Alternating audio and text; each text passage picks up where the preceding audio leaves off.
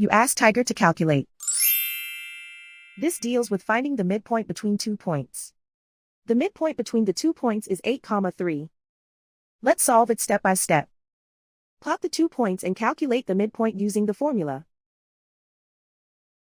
The coordinates of point 1 are x1 equals 5, y1 equals 7.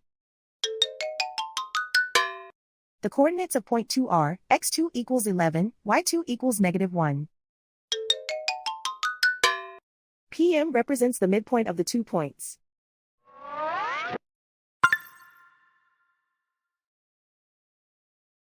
Use the x values in the midpoint formula to find the midpoints x. x1 equals 5.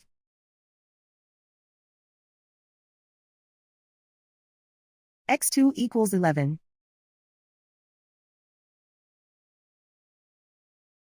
Simplify the arithmetic.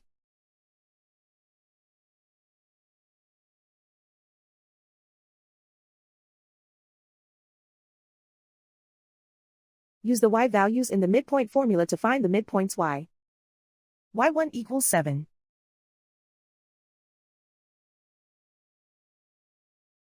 y2 equals -1. Simplify the arithmetic.